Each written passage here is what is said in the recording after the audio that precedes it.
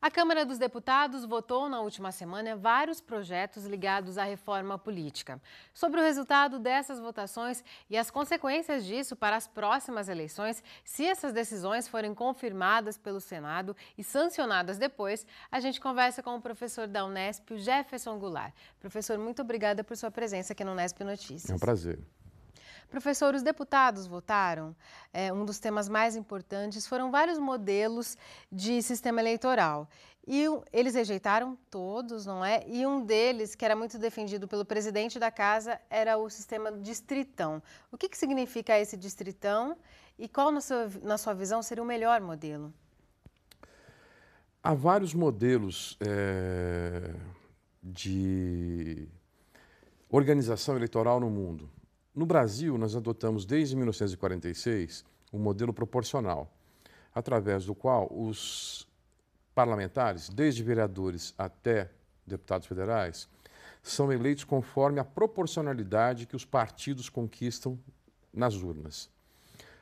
O que se propunha eram duas propostas alternativas baseadas em modelos principalmente europeus.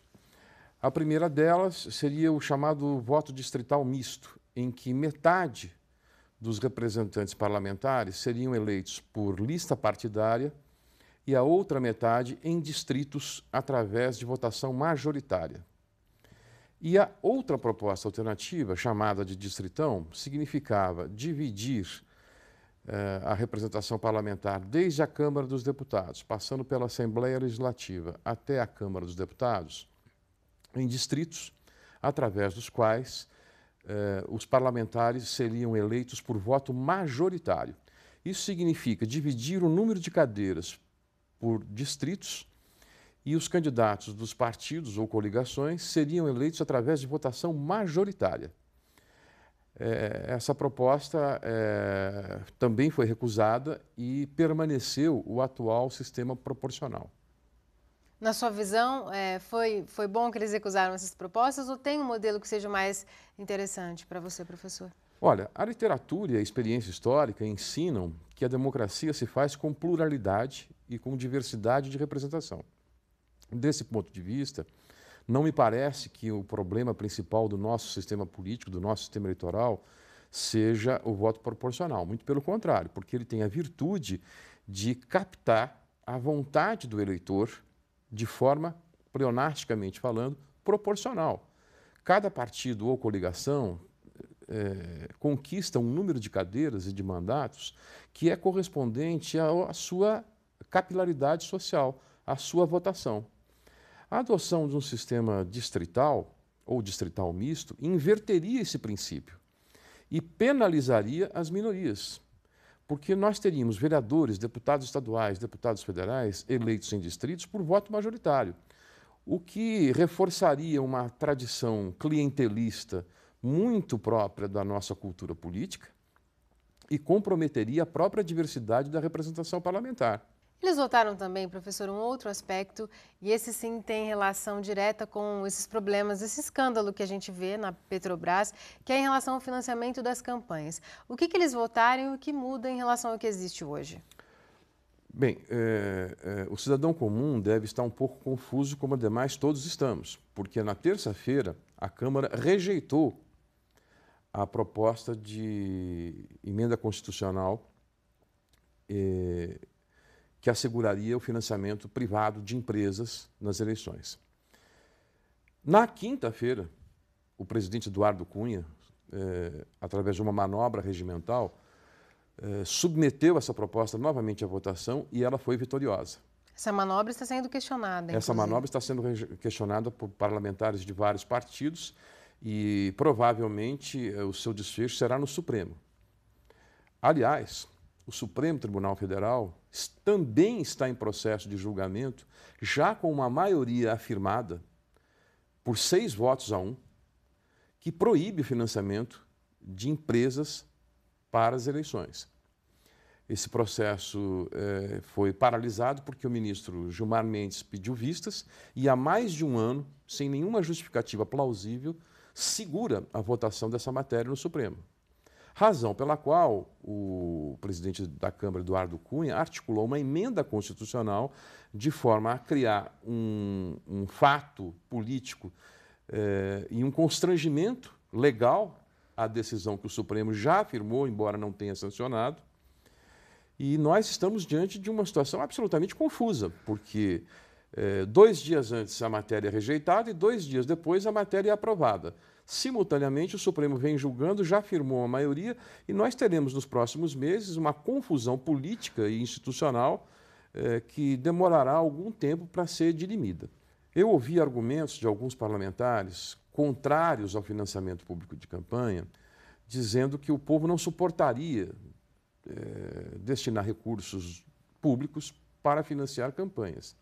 É evidente que se a gente fizer uma consulta nua e crua nesses termos, a reação será muito negativa. No entanto, é preciso avaliar com muita prudência qual é o impacto e quais são as consequências desse modelo.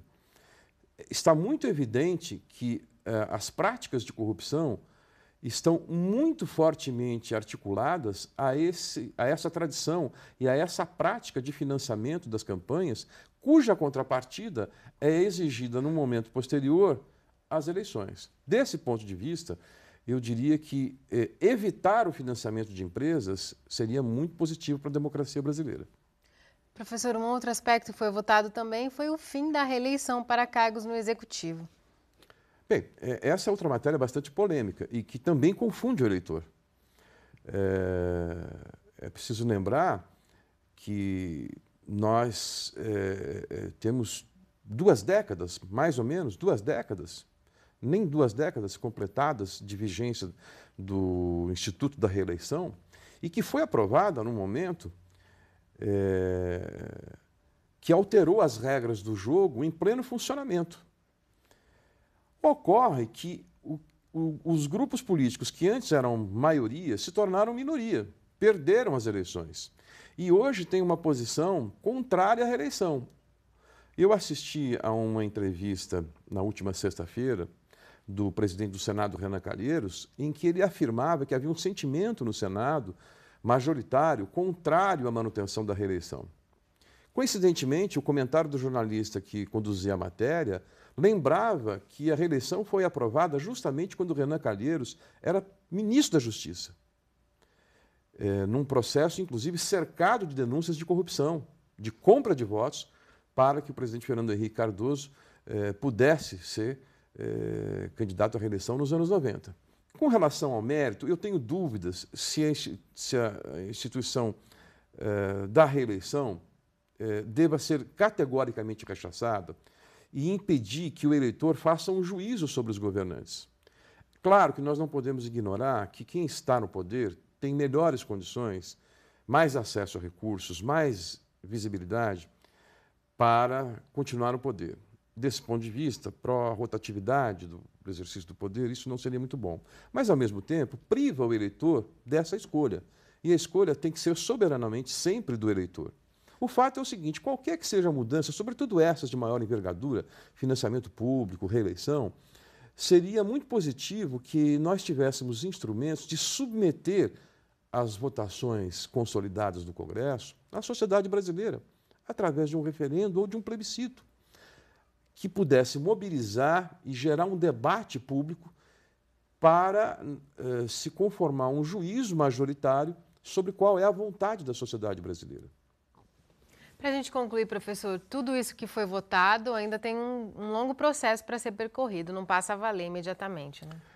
Aquelas matérias que dizem respeito à mudança na Constituição precisam ser aprovadas 2 vezes na Câmara e 2 vezes no Senado com maioria qualificada, ou seja, 3/5 dos votos nas 2 casas.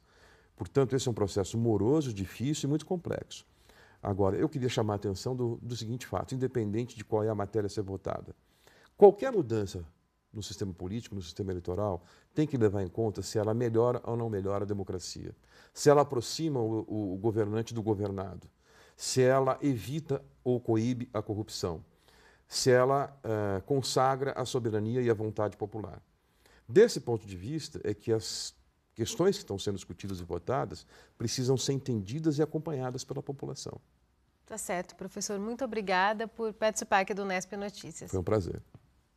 O Nesp Notícias vai para um rápido intervalo e volta daqui a pouco.